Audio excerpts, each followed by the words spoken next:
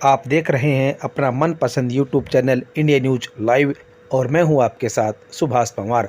आज की खबर प्रदेश के वित्त मंत्री जयप्रकाश दलाल के लोहारू विधानसभा क्षेत्र के चुनावी दौरे को लेकर।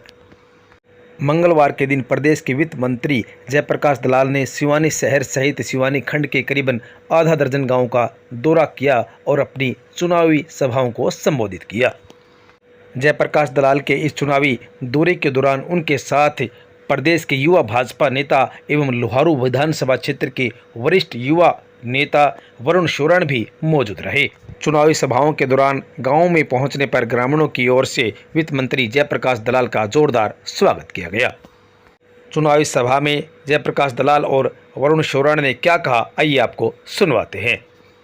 हम सबके चहेते आपके अपने लगातार जिन्होंने कई वर्षों से शिवानी के साथ साथ बहल व लोहारू के अंदर काम और विकास की जड़ियां लगाई और लगातार सतत रूप से आपके बीच में रहे, ऐसे हरियाणा के वित्त मंत्री श्री जयप्रकाश दलाल जी आप सबके बीच में गटानी परिवार, अशोक जी, मुकेश भाई, पत्रकार बंधु, माताओं बहनों, आज जिस तरीके से रेलवे के संचालन समिति ने जिस तरीके से पार्टी को ज्वाइन किया, रोहतास प्रधान जी, और एक बहुत लंबी लिस्ट, मैं तय लिस्ट पढ़ाई को नहीं, लेकिन जितने भी हैं नवीन भाई और पूरे यहाँ उपस्थित सभी लोगों का, महेश्वरी परिवार का, सुभाष जी का, सभी लोगों का बहुत बहुत स्वागत, अभिनंदन, आभार। जी खटक साहब, देखिए चुनावी माहौल शुरू हो गया। चुनाव के अंदर अनेकों प्रकार की बातें लगातार क्षेत्र के अंदर चल रही है। भाई डट जाओ रे, मेरी जरूरी नहीं हो तो कम ही बोल लो भाई। चुनाव के अंदर अनेकों प्रकार की बातें, इस माहौल के अंदर किस तरीके से हम हमारा काम, हमको सही और गलत का निर्णय करना, अगले 5 साल के लिए शिवानी का भाग्य हमको किसी के हाथों में सौंपना है और उस भाग्य का फैसला करने वाली यहां पर बैठी है जनता।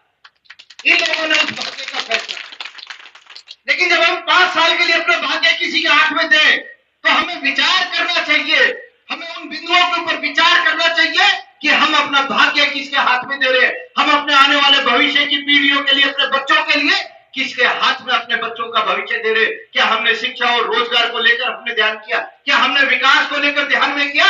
इन तमाम बातों को अगर हम ध्यान में करेंगे तो आपके मन में एक विचार जरूर आएगा कि इससे पहले 2014 से पहले जब हरियाणा के अंदर कांग्रेस की सत्ता थी, किस प्रकार की यहाँ पे लूट बस्ती थी। जब हरियाणा के अंदर जब आप बात करोगे, तो आप लोहारू क्षेत्र की बात करोगे, किस प्रकार से सड़कें टूटी हुई थी, किस प्रकार से नहरों के अंदर पानी नहीं था, किस प्रकार से बाजार के व्यापारी को इस फैक्ट्री राज तंग करता था और किस प्रकार से हमारे युवाओं नौकरियों के लिए तरसता था, किस प्रकार से महिलाओं के साथ में अत्याचार होता था, किस प्रकार से शिक्षा का क्षेत्र के अंदर हम पिछड़े हुए थे, कितने कॉलेज यहाँ पर खुले और कितनी नहरों में पानी यहां पर आया।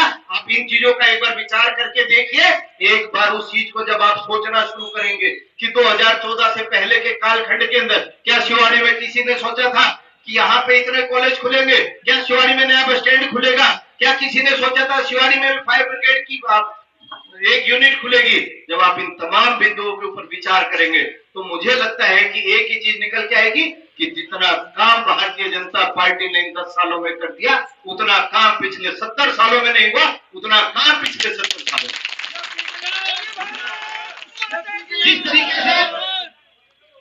जिस तरीके से आपने इन सब तमाम बिंदुओं के ऊपर विचार किया, मैं बहुत लंबा चौड़ा भाषण नहीं लूंगा, बारिश का मौसम है, लेकिन इसके अंदर एक ही बात कहूंगा कि आप एक बार कांग्रेस उस प्रत्याशी के बारे में विचार करके देखिए। अरे जो आदमी को दिन पहले फोटो आई थी, उसका मुख्यमंत्री जिसने वो बढ़ाने की सोचे, वो नक्के खड़ा था और वो दूर से हाथ जोड़ रहा था, यूं कह रहा बोले राजनीतिक चर्चा करी।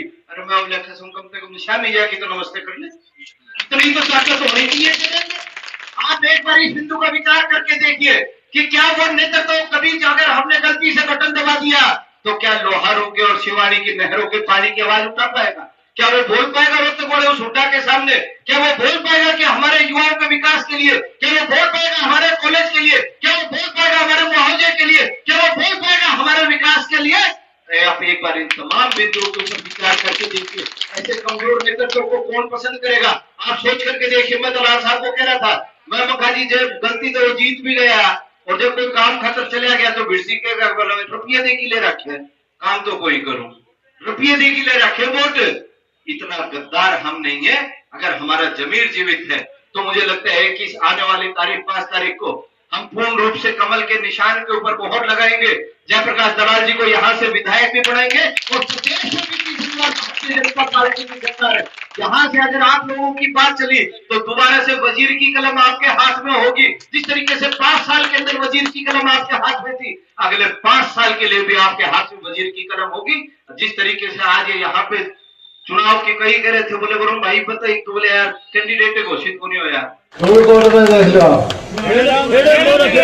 में देख लो।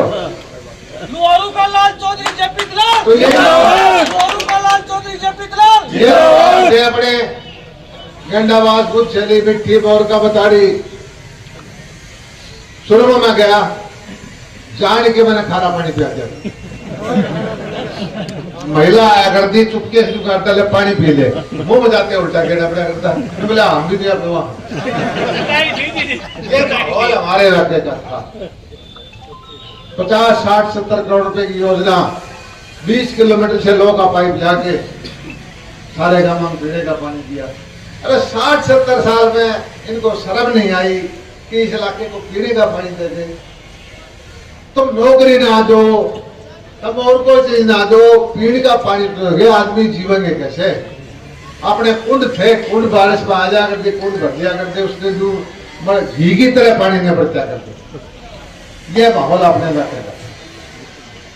और भाई यहाँ हुड्डा साहब के शासन में 2-2 रुपये का बीमा मुआवजा, बीमा कंपनी हम जाए तो यहाँ कांग्रेसियों ने कह दिया अब इससे तो सेठ साहूकार बन जाए, किसान को कुछ नहीं मिलेगा।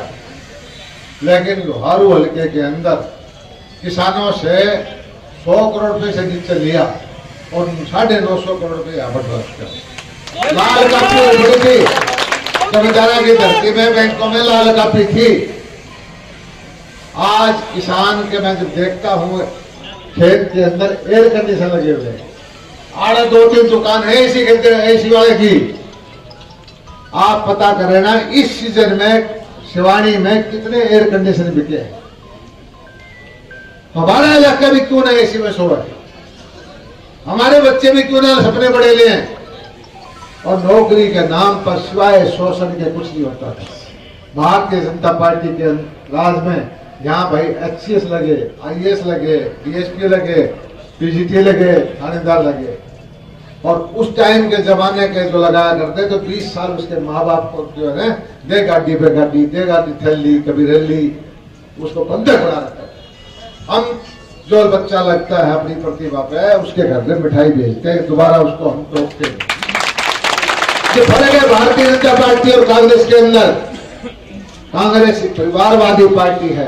कांग्रेस के अंदर देश से लेकर के प्रदेश से लेकर जिले तक का कुछ शासन पर कब्जा है।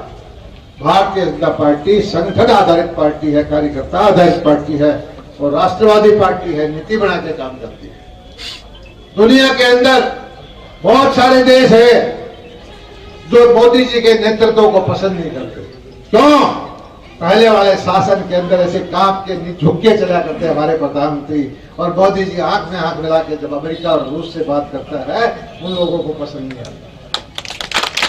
पूरी षड्यंत्र रचते हैं कि हमारी सेना कमजोर हो, पूरा षड्यंत्र रचते हैं कि भारत में कोई कोविड से कोरोना से मर जाए, पूरी कोशिश करते हैं भारत में खाने का अनाज भी ना हो। लेकिन मोदी जी के शासन के दौरान आपने देखा होगा पाकिस्तान की घी की बात है, पाकिस्तान के टुकड़े होने वाले हैं। मोदी जी के शासन के दौरान किस तरह से चीन को चैलेंज किया है। मोदी जी के शासन के दौरान आपने देखा होगा प्रधानमंत्री की होली दिवाली बॉर्डर पर बनती है। और मैं कहता हूं दुनिया के जो भारत विरोधी राष्ट्र हैं, भारत की 140 करोड़ जनता इस बात को समझती है। आप कितना भी षड्यंत्र करो, भारत की जनता नरेंद्र मोदी जी के साथ है, राहुल गांधी के साथ नहीं है। राहुल गांधी जो सब समझते हैं वो राहुल गांधी जब हमारे सैनिक पराक्रम करके बालाकोट में जाके और पाकिस्तान में जाके बम गिराते हैं तब ये कहता है कि सबूत दो।